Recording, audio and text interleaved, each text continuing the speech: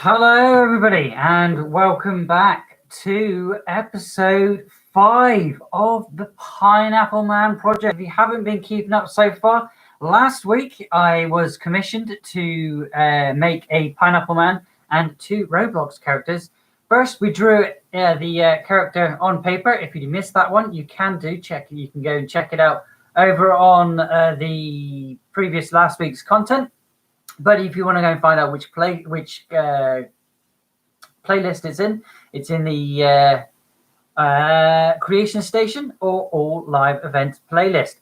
They're available if you want to go and check out how we drew and what we picked, because today we're going to be continuing on with the clay that we kind of messed up yesterday. I do apologize for the abrupt ending of the stream, but I just got so far, and what actually happened is there was once I leant up against the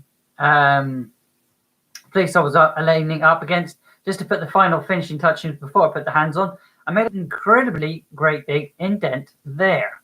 So I had to redo the whole thing, and trying to take off the jacket, the whole arms and things came off. So I just had enough.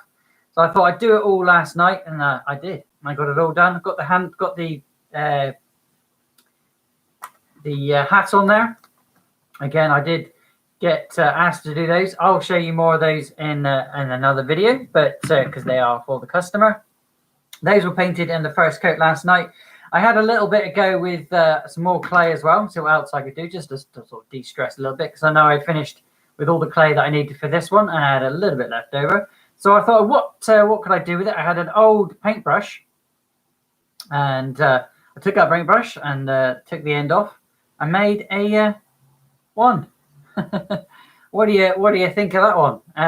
Again, I had a little bit of fun last night because I was a little bit narky. So I thought, why not de-stress and make something, paint something, and get ready for today's painting, which is going to be the claw. No, it's going to be, I made that little thing last night as well. I don't know what that is. I'll maybe interchangeable hand at some point. Maybe I'll put it on to the to my whatchamacallit, my Blue Angel. Maybe that'll be one of his weapons, because that there is the wing sword that I was telling you guys about in previous videos. That's the wing sword that's going to be going to on Morning Skate, and that's partly why they have chains around their wings. It's like a holster for a weapon. And I was thinking maybe have that for Morning Skate as the wing sword. I'm going to give that another coat of paint, but that's the wing sword, and that there is the claw of whatever. So yeah, we're going to be they're pretty much done, but they're just something I was faffing with. We're going to be continuing on with, I don't know where to put these. I'm going to put them over here. I don't want to destroy them because I'm very destroyable. Put them in there. Put them there. Right, in there. Right, yeah. So we're going to be continuing on again with some more of this painting. If you did miss any of the building of this, again, it is recorded, and I even recorded it twice because obviously I did the first go around. It looked all good. It looked all good. It looked okay, but then I messed it up, and I'm back again today to finish off. Get some painting done and get other painting on there. I didn't do a removable hat because the hat just was a pain in the ass. You'll see what I did with that on the edited version. But yeah, what do you think? We've got that dude. It should look like that dude. Do you reckon he looks like that dude? Get you in shot. Hopefully he does, because I'm going to be painting it today, putting on the first coat and getting everything done for the second coat, because once we've done the second coat, we should be looking like what it should be. If it doesn't, then I'll give it another lick. Don't know if I'll be doing recording it, because I've got so much to do in towards that. But if you did miss anything, guys, again, there will be a recorded version. This, the Blue Angel, and Morning Skate, and how I put everything together, how I painted them, and what items I used to do all of it. If you want to go and tune in onto those ones, that'll be released next week. Next week, I'm taking a little bit of a break from doing live streams, not recorded content. That's why I've been doing so much editing. So you'll be getting a load of recorded content next week, because I've got a little visitor. I say he's not so much little, but I've got a visitor coming next week. So yeah. There's also something else happening next week. I won't say too much because Artemis Craft is in chat today. So, hi there, Artist Craft. Hello, welcome to the stream. Hopefully, we'll be joined again by Pineapple Man, just so you can see what's going on. If not, I'll be listening to some more Comic Story, or if Artemis Craft has an audiobook that you would like me to listen to, as Pineapple Man hasn't arrived yet, we'll get on with some of that. What would you guys like to listen to today? Please don't say the Hulk, because I think that triggers me. Because the second time that I've listened to the Hulk when I'm streaming, and I get ratty for no absolute reason. So maybe he's triggering me in some sort of way, and maybe he's bringing out the old Hulk in me of my own. So yeah, let's try not to have the Hulk today. Let's try and have something a little less angry and grr, shall we? Well, what shall we have? Let me know in the comments. Otherwise, I'm just going to have a quick scan through of what we got and pick something. Yeah, no, okay, Mr. Pineapple Man has arrived. Hello, Mr. Pineapple Man. Just throwing you a text message to see if you were able to join today. Superwoman, sounds good. Do you mean Superwoman? Do you mean Supergirl or Wonder Woman? I don't think there's an actual Superwoman. It's a bit sexist, but yeah, I don't think there actually is. Maybe there is. I've never heard of Superwoman. I've heard of Power Woman. No, that is not even right. She's still called Power Girl, which is the clone of Supergirl. But yeah, pick something, Pineapple Man. What will we happen? What do you think is today's creation? We're going to be painting this today.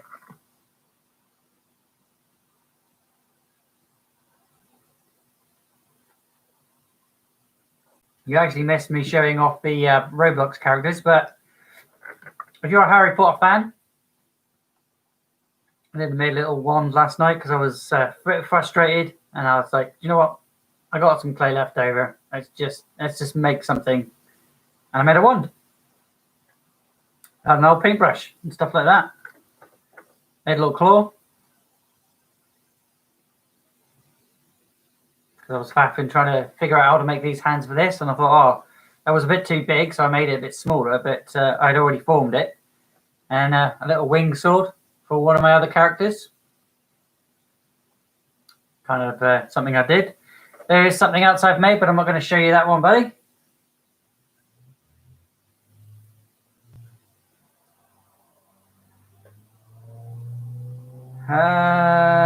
So you're saying...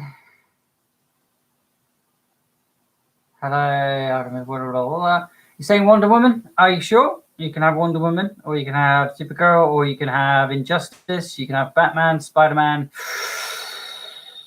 Deadpool, Flash, Red Hood, Green Lantern, Civil War, or many, many, many more. You could have Captain, what's her name? Captain Marvel. She's also another female one. We've also got Green Hulk, She-Hulk, which is a little bit different from Hulk. It's not so angry. We've also got I have literally any superhero you can think of, female, male, any of them. But if you want Wonder Woman, I'll have a search. Or would you like the darker version of Wonder Woman on what's it called? DC Metal, I think it's called.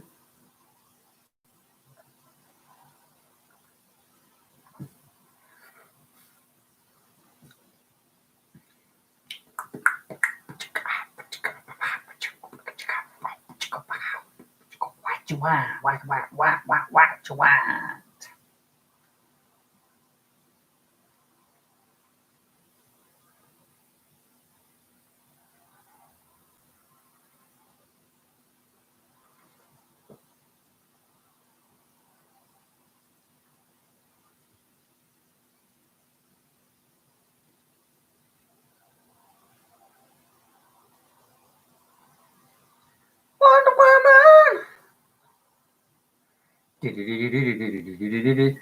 Okay, what do we want then? We've got Wonder Woman.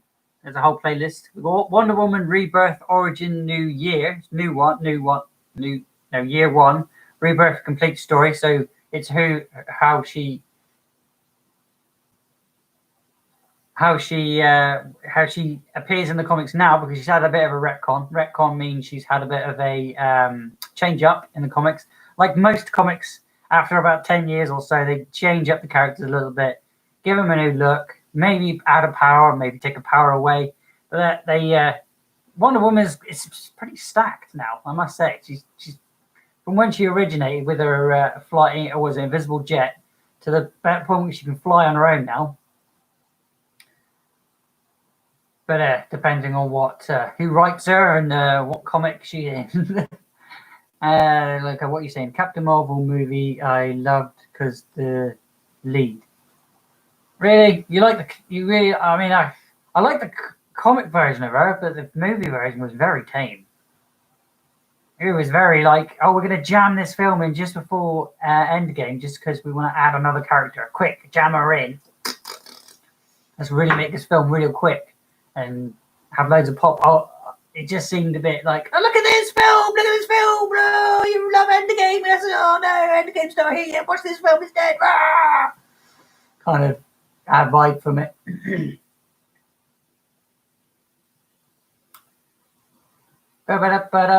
Captain Marvel, yes, go for the beginning of Wonder Woman. You sure? Got Wonder Woman, Captain America, Captain Marvel, we're going to call it Captain America. Captain Britain, that even exists. Got 27 minutes of Wonder Woman, Rebirth, Origin, New Year, Rebirth, complete story, go! And I get some paint on this, get some water done, and have some fun. Yeah. Welcome to another episode of the Comicstorian. Today we will be exploring the DC Rebirth, Wonder Woman Year 1. This is a retelling of how she got to leave the island, met Steve Trevor, and met some of her initial enemies. But before we can move forward with the story, I need to let you know that Warner Brothers is sponsoring this video. They've got an app game known as... They're not sponsoring my video, so I'm gonna skip on over that. But they are epic. If you want... That's nice. Polita and Dr. But all of the improvements that they brought into the game are... Guys, let's go ahead and... There we go. Let's get into it. As the star shines bright, get into it. Up at the sky. No, let's jump right into it. What is it? I don't really know. Princess Diana, who does not look up, but rather towards the water's edge. As Diana and Kasaya walk down the stairs into the city, Kasaya asks why is it that she does not look up at the stars when they gather. Diana tells her that she can see the beauty of the heavens, and she can see the poetry in their motion, but all they do is bear witness to it.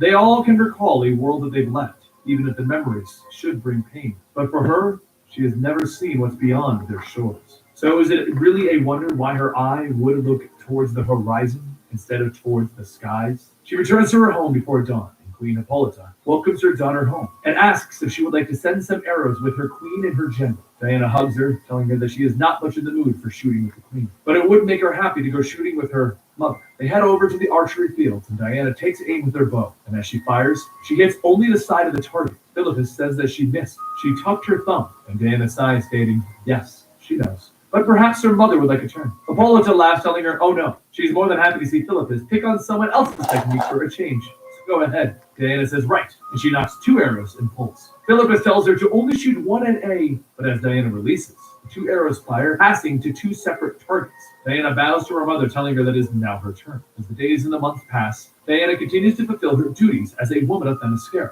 but still finds herself staring off into the horizon, wondering the same question over and over. What is life like across the shores?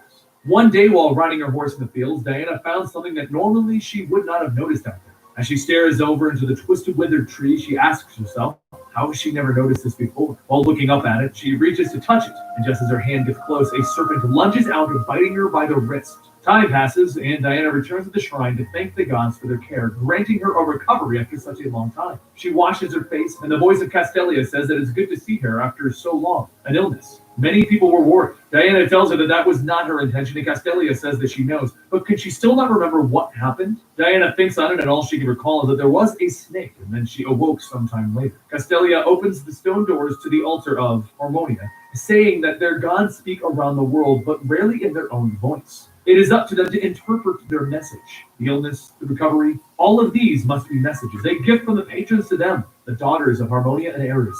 She goes on saying that their gods have given them many things. When called, each of them must be willing to give back to them, and that time is coming. As the darkness of the night fills the skies, the women of Themyscira stare into the sky to stargaze as they always do. But this time, as Diana looks out toward the sea, she sees something burning, heading their way. Diana shouts that there must be something, and they all head to the shores. Oreto says that they have been discovered, and down by the beach, the women discover a machine of some kind has crashed. And among that wreckage, the bodies of men. Diana looks around and she feels a tug at her foot, and one of the men struggles, asking for them to please help them. The following morning, Queen Hippolyta gathers her council to go over their findings of the men who crashed upon their shores. Ares stands, stating that she is prepared to present their preliminary findings.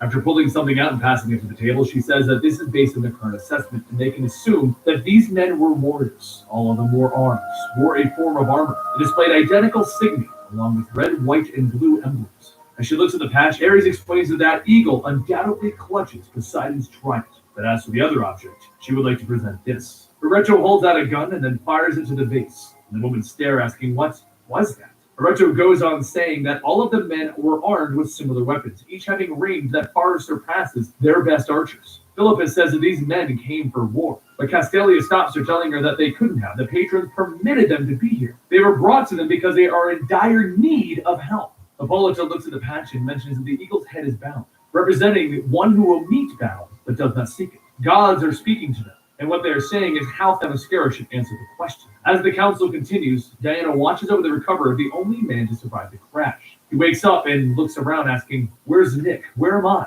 Diana rushes over to the man, telling him it's all right. He's going to be fine. But as she talks, the man says that he doesn't understand her language. She smiles, telling him, "We will keep you safe. My name is Diana." And the man responds with, "Steve." Steve says that he remembers that their plane was going down, and his friends, they're all dead, aren't they?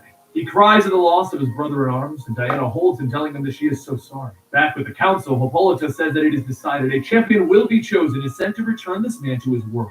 This man, the survivor, is their key. He will reveal the enemy to both his people and theirs. For that, she is certain. Oreto asks her to reconsider. And to name a champion would damn one of their sisters to eternal exile. Anyone who leaves can never return to this paradise. Their immortality would be forfeit. She would be a woman in a world of men. Castalia tells her not the only one. She would be the only Amazon. The men of the world best beware. As the council ends, Hippolyta returns home and asks Diana if she went to see the survivor. Diana says that she did, and he calls himself Steve, though she could not understand him. What she could tell is that he loved his fellow man. Hippolyta sits, saying that they are moving the games to tomorrow, and with it, the winner will be named a champion, and they will bring this man back home. The champion will be their ambassador, an Amazon without a home, and she will never be able to return to Themyscira again. So, with her still recovering, no one would think less. Diana says that others may not, but she would think less of herself. She could not proudly call herself the daughter of Hippolyta, were she not to try. Hippolyta holds her daughter's face and kisses her forehead, telling her that she always makes her proud. And the next morning, the women prepare for the games.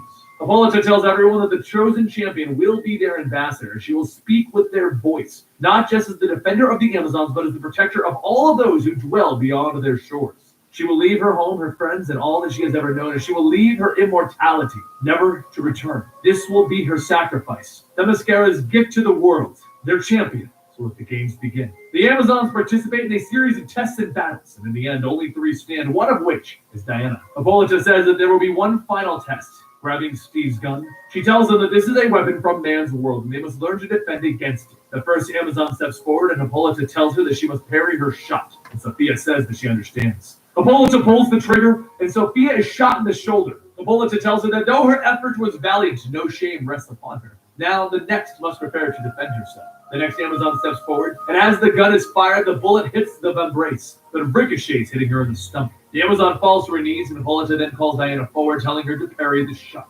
Diana looks forward, holding her wrists together. And then later that night, Steve looks at the repaired jet, saying that he knows no one can understand him, or he understands them, but he really doesn't understand how they fixed his plane and made it invisible. Steve notices that the women are bringing his friends aboard, stating that they are sending them all home, and for that he thanks them. Hippolyta announces for everyone to behold their gift to the world, their champion. Diana walks down the steps, and Hippolyta bestows the perfect, telling Diana that this is forged by the patrons. Give it to them as a symbol of trust in them. And now the people entrust it to her. Hippolyta and Diana hug as Hippolyta cries. And Diana tells her that she will return.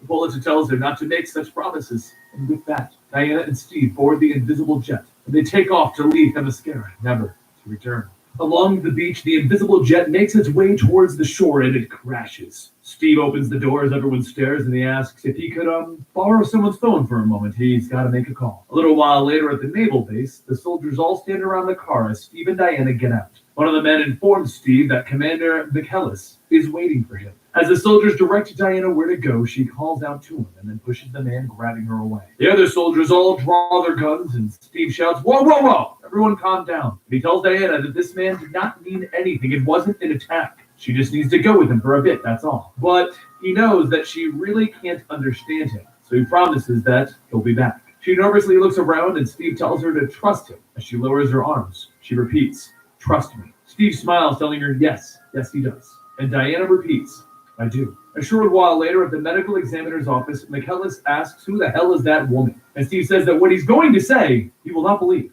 The examiner goes over the charts and pulls Michaelis aside, telling him that he isn't understanding. Mr. Trevor had his appendix removed when he was 9. Well, whatever they did, it's back. Later in the briefing room, Michaelis says all of their findings on this woman in her jet that is now subtly disintegrating is very fascinating. But that doesn't change the fact that the mission was a failure. Their intelligence officer is confident that the Seer group is still operational and planning something big. As Steve awaits his orders, Lieutenant Etta Candy lays a folder on the table, saying that she will try and make this quick. She holds up a picture of Diana, saying that they all need to talk about his new friend. Michaelis shared the debrief, talking about an island of women out of a Gladiator movie. Etta says that the technology that they have is what you would expect from an afternoon science fiction feature, which is hard enough to believe, except her gear is better than anything that they can make.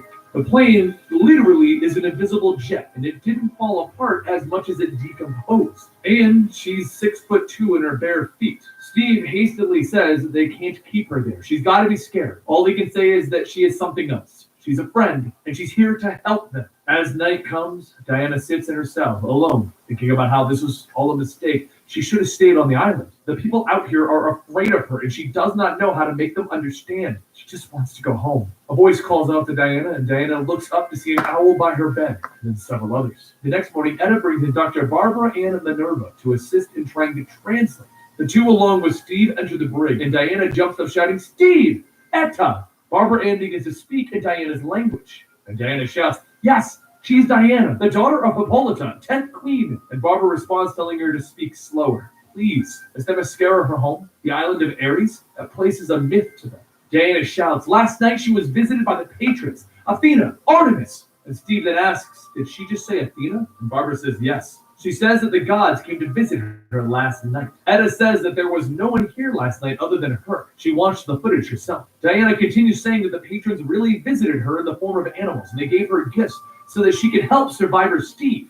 Barbara, without responding to Diana, turns back saying she is claiming to have been visited by the Greek gods, which is absurd. She believes in gods that don't exist. Etta says that there's an alien flying around Metropolis, so anything is possible. Barbara Ann explains that extraterrestrial life is scientifically sound. This is a belief in the supernatural. But before she can go on, Diana shouts for them to listen to her, and there's a loud crunch. Everyone looks back to see Diana holding the now ripped-off cell door. Diana says that they gave her gifts, and Barbara Ann says that she stands corrected. To help Diana adjust to a different culture, the three take Diana to a shopping district, and Diana shouts that it's very loud here. Barbara Ann tells her that there are many stores and shops, and they use music to attract attention. Diana continues looking at everyone and says that they are men and women, small men and women and children and babies. And Barbara Ann asks if she wishes to leave. She knows that it can all be overwhelming. Diana tells her, "No, this is good. This is wonderful." Etta suggests that they should get something to eat, and Steve shouts that they should get Diana a churro. Barbara Ann tells him, "No way, those are pure sugar, and they will make the poor thing sick to her stomach."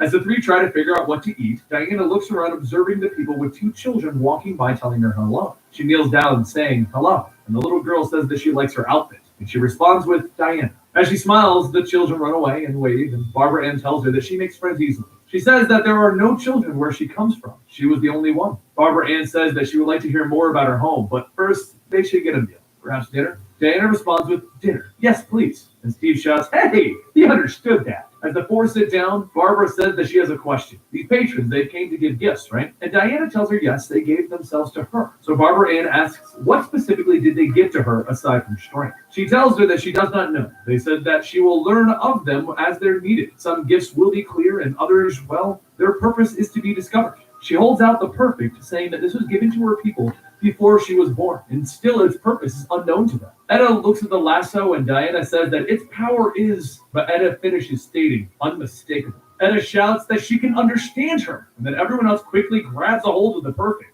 But before they can continue talking, the sounds of an automatic gun begins to go off, and someone shouts, gun! Etta and Steve instinctively start moving the civilians out of the shooter's view. And as Etta tends to a wounded man, she says that she sees 5, possibly more. Steve pulls out his gun and he starts to fire back, but before one of the shooters can fire again, Diana's lasso wraps around him, telling him no. She then pulls back, disarming the man, and he pulls out another gun, so she wraps his arm up again, telling him that she said no. Up in the balcony, one of the shooters aims for the little children that Diana met earlier, and just as the young girl shouts for her mommy, Diana begins to move. She runs faster than the bullets being fired, deflecting all of the bullets with her van braces. The shooter stares, and as Diana jumps up to the balcony, she throws the lasso, flinging Steve up to her. The shooter aims his gun at Diana, but before he can fire, Steve is thrown into the side of him, kicking the man down. He starts to rip his shirt off to cover the victim's wound, and he says that Etta spotted 5. So there's 2 left. Diana asks, why would they do this? Why would they make this their battlefield? The 2 remaining shooters begin to fire down at Diana and Steve from another rooftop.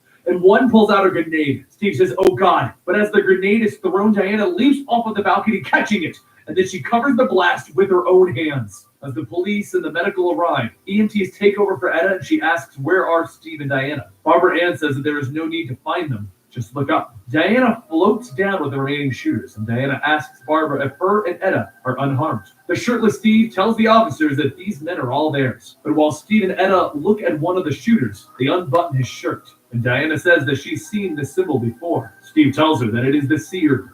Back at the naval base, Commander McKellar says that thanks to their friend, they now have 4 members of the Seer Group in their custody, which is 4 more than they have ever captured alive. None of them are willing to say a damn thing, other than thank his will shall not be denied. McKellar then holds up a picture of the symbol on the man's chest and says that Barbara Ann mentioned that she had seen this before. Barbara Ann says that it was 5 years ago, tattooed on a man who's been a foreman at a dig that she worked in Ukraine. However, he died in North Africa. Etta asks, what are they looking for? And Barbara Ann goes on to state that they are searching for physical evidence of the Amazons. And they did find it. The site was later destroyed by an act of God. Outside, Diana walks up to Steve while talking to a hawk on her arm. As the hawk flies off, Steve asks if she can talk to animals now. And Diana tells him yes. Because of the perfect, she can understand things more easily. He then says that it's kind of a neat trick that she can show her friends back at home, and Diana hangs her head, stating she can't go home. She left home not for him, but because she must. As the 2 watch the sun set, Steve asks if that was the queen that was crying. Is that her mother? And Diana tells him yes. Steve then says that it must be very hard. So did she leave someone special? Like someone really important? Diana says, okay, we're getting there. We've got the first coat on, or just the blue. She reaches out, I thought I'd go with... Hang on. And the 2 watch as the sun sets. Pause out there. I thought I would go with the blue first, just on the first coat. Same with the glasses. I didn't want to do those just yet. I want to kind of get everything first coat layer first done, which pretty much have done. Pretty much I've got there. I am definitely going to need to give this another coat. I can't give this another coat because it is going to need to dry, like I did for the these ones here. I painted these last night, and they're still ever so slightly tacky. So what I'm gonna have to do is let this dry. I'm gonna obviously paint up a bit more on his gloves here, get them a little bit more white. But I can't really put any yellow. I can't put any white there because that's still tacky things. So all that, if I was going to put anything on there, it would end up mixing in with the color you don't want. So you kind of want a different color for everything because obviously you want different colors. But that's what it looks like on paper. That's what it looks like on here. I've got to paint this here a little bit red, so we'll do that as well. But I'll do the white for the gloves here, and then I'll red this out a little bit, and I think that would probably be us for today. Later, back at the base, Steve and Diana go see Barbara Ann and Etta as they go over the information that they have in the Seer group. Diana asks, why would people want to make war when there is peace? And Barbara Ann says that that is something that they do not know. They do this all around the world. But from what they can tell, they resent the way that some people worship or where other people live and who they love. Barbara Ann hands over a picture of the tree symbol, stating that she has seen this symbol before, yes? She has seen it once before on a man when she was searching for the home of the Amazons. Her home, she believes. Diana says that she saw this weeks before Steve came to Themyscira. She found it as if it appeared from nothing, a tree made of darkness. Diana grabs her wrist and says that she will speak with the Seer group of men and find the truth. Later, the four men are set down, and Diana tells each of the men to touch the lasso and tell her the truth. Each of the men begin to panic, all shouting that there's nothing that anyone can do to stop what is coming. So many people are going to die. Oh God, please forgive them. A short while later, Etta says that it's called the Mara virus. It was based off the Soviet-era combat drug from the Cold War, and it looks like the Seer group developed a weaponized version of it. Steve goes on stating that it floods the adrenal system, impairing the prefrontal cortex, and it makes its victims violently lash out at any and everyone around them. Diana asks if this is what makes them fight. Steve tells her no, and makes them kill. And they will keep killing until they are stopped, or the virus has killed them. Ed explains that the purpose of Steve's mission was to find a way to defend against this virus when they located the lab where the virus was manufactured. But the plane went down, and by the time they could send another, everyone was gone. As everyone talks, Barbara Ann pulls Diana aside, stating that she would like to show her something. She says that it might be silly, but after looking at the letters and rearranging them, you sometimes get another word or a name. And what she got was the letters that said Ares Group.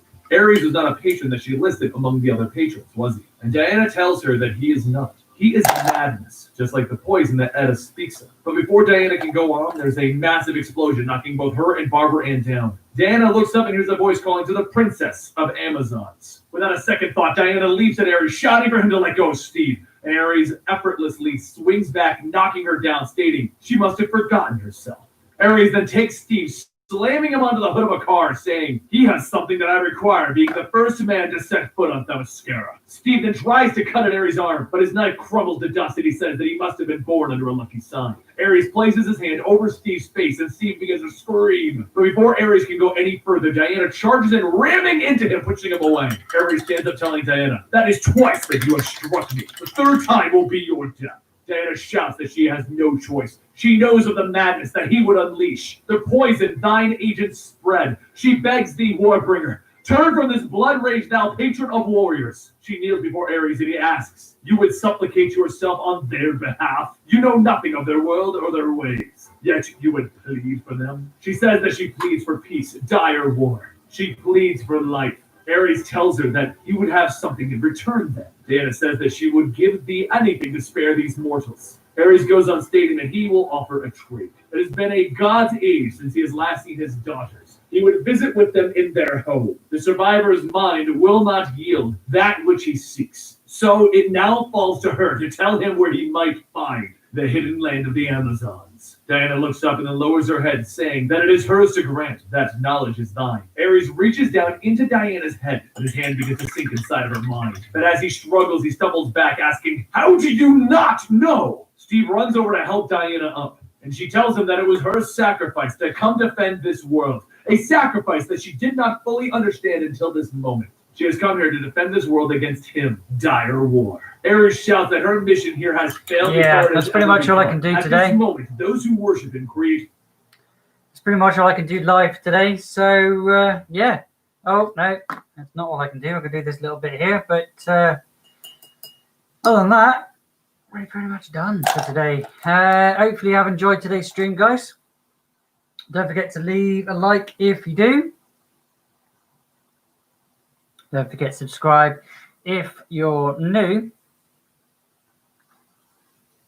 And I will see you tomorrow.